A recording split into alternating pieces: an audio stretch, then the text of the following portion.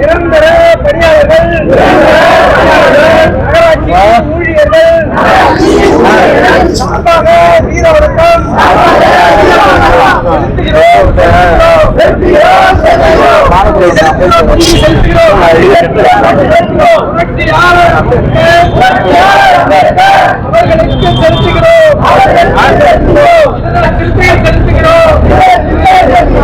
நம்முடைய நமது தமிழ்மண் பொறுப்பாசிரியர் தோழர் மரியாதைக்குரிய பூவியன் அவர்கள் உங்களுக்கு வேதன வாழ்த்துக்களை கூறுவார். அன்பார்ந்த தோழர்களே, இந்நிகழ்வை தலைமையேற்று நடத்தி கொண்டிருக்கக்கூடிய மாவட்ட செயலர் அன்புக்குரிய தோழர் மோகன்குமார் அவர்கள், இந்நிகழ்வில் பங்கேற்று சிறப்பித்துக் கொண்டிருக்கக்கூடிய விடுதலை சிறுத்தைகள் கட்சியின் மாநில மாவட்ட ஒன்றிய நகர வேறொரு நிர்வாகிகளை, இந்நிகழ்வில் பங்கேற்று சிறப்பித்துக் கொண்டிருக்கக்கூடிய தூய்மை பணியாளர் உள்ளிட்ட தொழிலாளர் சங்கத்தை சார்ந்த தோழர்களே, உங்கள் அனைவருக்கும் முதற்கண் வணக்கத்தை தெரிவித்துக் கொள்கின்றேன். இந்தியாவை பொறுத்தவரை மே தினத்தை கொண்டாடுவதற்கு யாருக்கு உரிமை இருக்க இல்லையோ அம்பேத்கரின் பிள்ளைகளாகிய நமக்குதான் அது முதல் உரிமை என்பதை நாம் முதலில் உள்ளத்தில் ஏந்திக் கொள்ள வேண்டும். கடந்த கால அரசியலை பொறுத்தவரை மே தினம் என்றாலே அது கம்யூனிஸ்டுகளுக்கு சொந்தமானது, மே தினம் என்றாலே அது செங்கோடிகளுக்கு சொந்தமானது என்கின்ற போன்ற ஒரு தோற்றத்தை இங்கே கட்டமைக்கப்பட்டது. ஆனால் இந்த வரலாற்று திரிபெல்லாம் விடுதலை சிறுத்தைகளுக்கு முன்பு இருக்கலாம், விடுதலை சிறுத்தைகள் வந்த பிறகு அந்த வரலாற்றையே நாம் மாற்றி அமைத்திருக்கிறோம். அந்த சாதனையும் எழுச்சி தமிழர் திருமாவளவன் அவர்கள் கட்டமைத்திருக்கிறார் என்பதை நாம் புரிந்து கொள்ள வேண்டும். மே தினம் என்றாலே ஏதோ 10 ஆண்டுகளுக்கு முன்பு அல்லது 20 ஆண்டுகளுக்கு முன்பு தொடங்கப்பட்ட ஒரு நிகழ்வாக நாம் எண்ணிக்கொண்டிருக்கின்றோம். ஆனால் தொடக்க காலத்தில் இங்கு உள்ள தொழிலாளர்களுக்கு ஒரு நாளைக்கு இன்றைக்கு 8 மணி நேரம் நாம் பேசுகின்றோம். தொடக்கத்தில் அது 18 மணி நேர வேலையாக கடைபிடிக்கப்பட்டது. இப்படி 10 மணி நேரத்திலிருந்து 18 மணி நேரம் ஒரு நாள் உழைத்தால்தான் ஒரு நாள் கூலி என்கின்ற அடிப்படையில் உலகம் முழுவதும் உழைக்கும் வர்க்கத்தை சுரண்டக்கூடிய ஒரு அமைப்பு உலகம் முழுவதும் இருந்தது. இந்த 18 மணி நேர வேலையை எதிர்த்துதான் 1886 உலக அளவில் ஒரு போராட்டம் வெடித்தது. அந்த வெடித்ததின் அடிப்படையில் தான் 1890 மே 1ஆம் நாள் இந்த மே தினம் உலகம் முழுவதும் கடைபிடிக்க தொடங்கப்பட்டது. காரணம், அந்த 18 மணி நேரத்தை எதிர்த்து சிகாகோ நகரிலே நடந்த மாபெரும் போராட்டத்தில் உயிரிழந்த பல தொழிலாளர்களின் தியாகத்தை போற்றக்கூடிய நாளாகத்தான், தொழிலாளர்களின் உரிமைகளை மீட்டெடுக்கக்கூடிய நாளாகத்தான் இந்த மே தினம் தொடங்கப்பட்டது. ஆனால் இந்தியாவை பொறுத்தவரை 1890 அந்த மே தினம் கொண்டாடப்பட்டிருக்கலாம். ஆனால் இந்தியாவை பொறுத்தவரை தொழிலாளர் சுரண்டல் என்பது 2 வடிவங்களிலே இங்கு நடந்து கொண்டிருந்தது. ஒன்று முதலாளிகளின் சுரண்டல், இன்னொன்று பண்ணை ஆதிக்கவாதிகளின் சுரண்டல் என்று 2 வடிவங்களிலே இங்கு நடந்து கொண்டிருக்கின்றன. அண்மையிலே மே தினத்தை பொறுத்தவரை நாம் கொண்டாடுகின்ற அதே வேளையில் கீழ்வன்மணியை நினைத்து பார்க்காமல் நம்மால் மே தினத்தை கொண்டாட முடியாது. ஏனென்று சொன்னால், உழைத்த உழைப்பிற்கு, அறுத்த அரிப்பிற்கு கூலி கேட்டதற்காக 20 பெண்கள், 19 குழந்தைகள், 5 ஆண்கள் என்று 44 சேரிவாழ் மக்களை எரித்து கொன்றது பண்ணை ஆதிக்க முதலாளித்துவ சிந்தனை. அன்றைக்கு அவன் கேட்டது என்ன? அத்துமீறி செயல்பட்டார்களா, அல்லது மேல் சாதிக்காரர்களை ஏளனம் செய்தார்களா, அல்லது அவர்கள் சொத்துக்களை சூறையாடினார்களா, அல்லது மேல் சாதி பெண்களை பாலபங்கப்படுத்தக்கூடிய வகையில் பாலியல் சீண்டல்களை நடத்தினார்களா என்றால் எதுவுமே இல்லை. தன் உழைப்பிற்கேற்ற கூலியை ஒரு சேரிவாழ் மக்கள் கேட்டார்கள் என்ற ஒற்றை காரணத்திற்காக பண்ணை ஆதிக்க அந்த கொடூர தன்மை 44 பேரை ஒற்றை குடிசையில் வைத்து குளித்து எரிந்தது. அன்றைக்கு என்ன இந்த கீழ்த்தஞ்சை மாவட்டத்தில் நடந்தது என்று சொன்னால், விடிவதற்கு முன் வயலில் இறங்க வேண்டும். இதுதான் இங்க உள்ள சட்டம், அறிவிக்கப்படாத சட்டமாக இருந்தது. சூரியன் கிளம்புவதற்கு முன் வயலில் இறங்க வேண்டும், சூரியன் அடங்கிய பிறகுதான் வயலை விட்டு ஏற வேண்டும் என்று சொல்லி இங்கு மிகப்பெரிய ஒரு தொழிலாளர் ஒடுக்குமுறை இங்கு இருந்தது. அதை எதிர்த்து களமாடிய விளைவுதான் மேலவளவு இந்த விண்வெளி படுகொலை போன்ற நிகழ்வுகள் நடந்தது.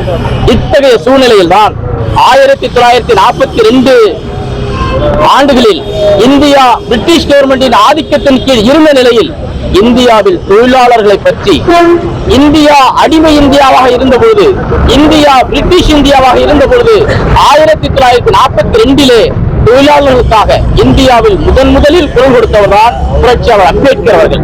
இன்றைக்கு விடுதலை இந்தியாவில் 1000 சட்டங்கள் வரலாம், 1000 இயக்கங்கள் வரலாம். ஆனால் அன்றைய தினத்தில் காலனி இந்தியாவில் 1942 முதல் 1946 வரை இங்கு நிகழ்த்தப்பட்ட மாபெரும் தொழிலாளர் போராட்டத்தில் வைஸ்ராயின் அந்த குழுவில் உறுப்பினராக இடம்பெற்ற புரட்சியாளர் அம்பேத்கர் அவர்கள் பெற்று தந்த அந்த தொழிலாளர் உரிமை சட்டம் தான் இன்றைக்கு தொழிலாளர்களை பாதுகாத்திருக்கின்றது. தொழிலாளர் உரிமை என்பது ஆணும் பெண்ணும் வேற்றுமைப்படுத்தி பார்த்தது. அது அம்பேத்கர் ஒருவர் தான் ஆணும் பெண்ணும் செய்யக்கூடிய வேலைகளுக்கு சம வேலைக்கு சம ஊதியம் என்ற முழக்கத்தை முதலில் இந்த மண்ணில் பாலின பாகுபாட்டை தவிர்த்து முன்வைத்தவர் தான் புரட்சியாளர் அம்பேத்கர் அவர்கள். இன்றைக்கு மோடி அரசு என்ன செய்திருக்கின்றது? அம்பேத்கர் கொண்டு வந்த அந்த 8 மணி நேர வேலை திட்டம், பெண்களுக்கான மகப்பேறு விடுப்பு, அதே மாதிரி பெண்களுக்கான எடுக்கக்கூடிய அவர்களுடைய பணி பாதுகாப்பு, இப்படி பல்வேறு கூறுகளை உள்ளடக்கிதான் அந்த சட்டம் வந்தது. ஆனால் மோடி அரசு என்னானது? தொழிலாளர்களுக்காக இருக்கக்கூடிய ஏறக்குறைய 29 சட்டங்களை எல்லாம் எல்லாத்தையும் சிதைத்து விட்டு தொழிலாளர்கள் நலன்களை மோசடி என்கின்ற பேரில் இன்றைக்கு அதானி அம்பானி என்று சொல்லக்கூடிய பெரும் முதலாளிகளுக்கான சட்டத்தை இன்றைக்கு மோடி அரசு ஏற்றிருக்கின்றது. அந்த மோடி அரசு 29 சட்டங்களை உடைத்து நசுக்கி இன்றைக்கு 4 சட்டங்களாக மாற்றியிருக்கின்றது. அந்த சட்டங்களை எதிர்த்துதான் நேற்றைய தினம் எழுச்சி தமிழர் அவர்கள் சட்டத்தை, இந்த மோடி அரசு 4 தொழிலாளர் விரோத சட்டங்களை திரும்ப பெற வேண்டும் என்று விடுதலை சிறுத்தைகளின் சார்பாக நேற்று எழுச்சி தமிழர் அவர்கள் அறிக்கை விட்டிருக்கின்றார். அந்த அறிக்கையில் சில கோரிக்கைகளை மட்டுமே நான் புரிந்து கொண்டு என்னுடைய உரையை நிறைவு செய்ய விரும்புகின்றேன். ஏற்கனவே இருந்த 29 சட்டங்களை மோடி அரசு ரத்து செய்துவிட்டு 4 சட்டங்களை கொண்டு வந்திருக்கின்றது. அந்த 4 சட்டங்கள் என்ன சொல்கின்றது என்று சொன்னால், ஒரு முதலாளி நினைத்தால் தன்னுடைய தொழிலாளியை எப்பொழுது வேண்டுமானாலும் வேலையை விட்டு அனுப்ப முடியும். ஆக தொழில் பாதுகாப்பு கிடையாது. இன்னொன்று, 18,000க்கும் கீழே சம்பளம் வாங்கக்கூடிய தொழிலாளர்களாக இருந்தால் அவர்களுடைய உரிமைக்காக, அவர்களுடைய குடும்ப நலனுக்காக எந்த எதிர்பார்ப்பையும் அரசுகளிடம் கோரிக்கையாக வைக்கக்கூடாது என்கின்ற இன்னொரு கோரிக்கை அந்த சட்டம் வலியுறுத்துகின்றது. அது மட்டுமல்லாமல் இன்று இருக்கக்கூடிய பெரும் முதலாளிகள், பெரும் நிறுவனங்களில் பணியாற்றக்கூடிய தொழிலாளர்கள் ஏற்கனவே அம்பேத்கர் பெற்று தந்த 8 மணி நேர வேலை நேரத்தை இன்றைக்கு 10 மணி நேரமாகவும் 12 மணி நேரமாகவும் இன்று பாசிச மோடி அரசு அந்த சட்டத்தை திருத்தி இருக்கின்றது. ஆகவே தான் புரட்சியாளர் அம்பேத்கரின் சட்டத்தை நசுக்கக்கூடிய வகையில், தொழிலாளர்களின் உரிமைகளை நசுக்கக்கூடிய வகையில் இன்றைக்கு மோடி அரசு கொண்டு வந்திருக்கக்கூடிய 4 தொழிலாளர் விரோத சட்டங்களை திரும்ப பெறுவதற்கு விடுதலை சிறுத்தைகளின் தலைவர் எழுச்சி தமிழில் அறைகோலின் அடிப்படையில் உறுதியேற்போம். எதிர்காலத்தில் உலகையே உயர்த்தும் உழைக்கும் வர்க்கம் அந்த உழைப்பை சுரண்டி கொழுக்கும் முதலாளித்துவ நரகம் என்னும் அந்த கோட்பாட்டை உடைத்தெறுவோம். தொழிலாளர்கள் பக்கம் என்றும் விடுதலை சிறுத்தைகள் நிற்போம், அவர்களை பாதுகாப்போம் என்று சொல்லி நிறைவு செய்கின்றேன். நன்றி, வணக்கம்.